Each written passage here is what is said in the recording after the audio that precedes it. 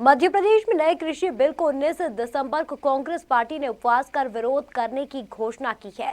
वहीं अब कांग्रेस उपवास पर प्रदेश के गृह मंत्री डॉक्टर नरोत्तम मिश्रा ने तंज कसते हुए कहा कि पूर्व की कमलनाथ सरकार ने इतना खाया कि अब उन्हें उपवास और डाइटिंग करना पड़ रही है। गृह मंत्री डॉक्टर नरोत्तम मिश्रा का कहना है कि प्रदेश और केंद्र की भाजपा सरकार लगातार किसानों के हित में एक के बाद एक फैसले ले रही है, जिससे अब कांग्रेस की जमीन खिसकती नजर आ रही है। इसी वजह से वह नए कृषि बिल का विरोध कर सुर्खियों में रहना चाहती है। गृह मंत्री ने नगरीय निकाय चुनाव को लेकर कहा कि जिस तरह से विधानसभा उपचुनाव में भाजपा ने जीत का परचम फहराया था, उसी तरह अब निकाय चुनाव में भी भाजपा की जीत का सिलसिला जारी रहेगा।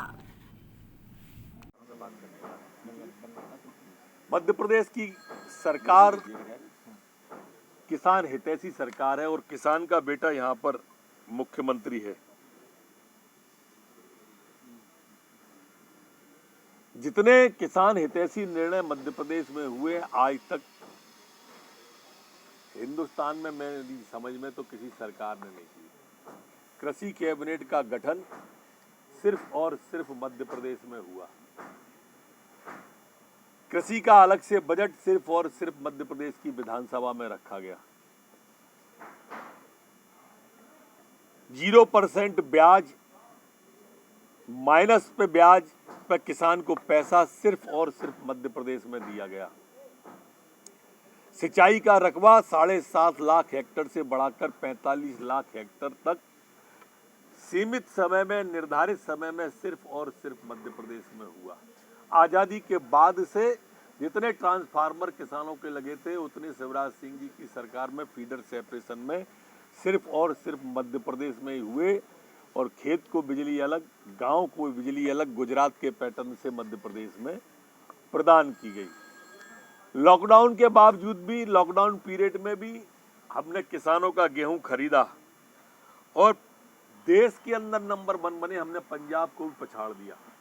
हमने बीमा का पैसा डाला, किसान को सब्सिडी का पैसा डाला और आज 1600 करोड़ रुपया प्रथम किस्त के रूप में किसान को दी जा रही है। हम आभार व्यक्त करते हैं माननीय प्रधानमंत्री जी का, साधुवाद और धन्यवाद व्यक्त करते हैं, क्योंकि देश में जिस तरह से प्रधानमंत्री जी ने शुरुआत की है किसानों को नगद राशि 6,000 और मुख्यमंत्री ने 4,000 मिला के 10,000 रुपए की, ये भी एक उदाहरण है। इसके पहले कभी नहीं दिया गया। आप कल्पना करेंगे कि कांग्रेस के 10 साल के शासन में, 10 साल में जो कर्जा माफ किया वो 1 लाख करोड़ के आसपास था या 70,000 करोड़ था, और यहाँ 6,000 रुपया महीना दे के प्रधानमंत्री हर साल 75,500 करोड़, उससे ज्यादा हर साल दे रहे हैं। वहाँ 10 साल और यहाँ हर साल। ये ऐसी किसान की सरकार है। सर, बंगाल की जिम्मेदारी वो जानते हैं, उनके यहाँ ऐसे ही होते हैं चुनाव।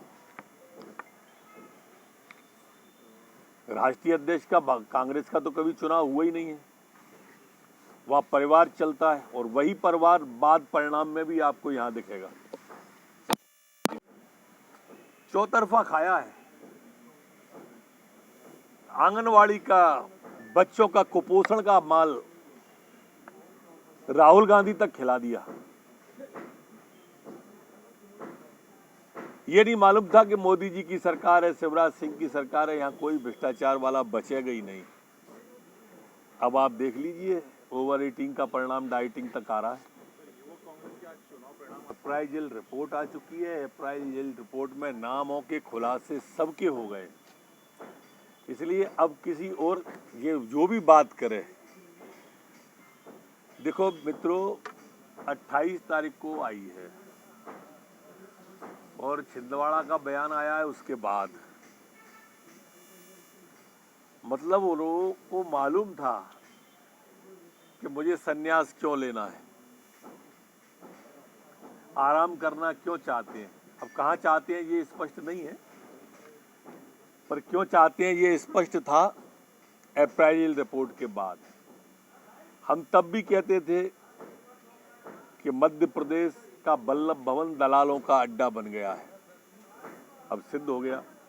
हम तब भी कहते थे कि सदी की सबसे भ्रष्टतम सरकार कांग्रेस सरकार है, सिद्ध हो गया।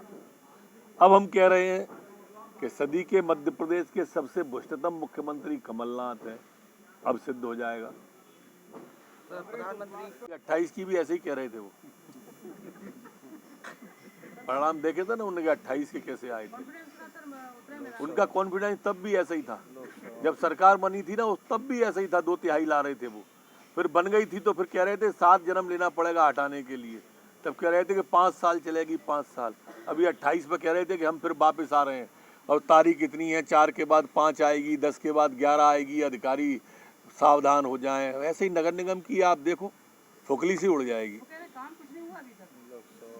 अच्छा वो ये कहेंगे कि काम हुआ है, और उनके प्रमाण पत्र मांग कौन रहा है जो वो दे रहे हैं? कोई मांग रहा है क्या? आप ही लोग मान लो। वो ये भी बोल रहे हैं कि सिर्फ जीते हुए उम्मीदवारों को ही अब हम महापौर बनाएंगे। बनेगा ही नहीं, वो जानते हैं उनका, इसलिए वो कुछ भी कह दें।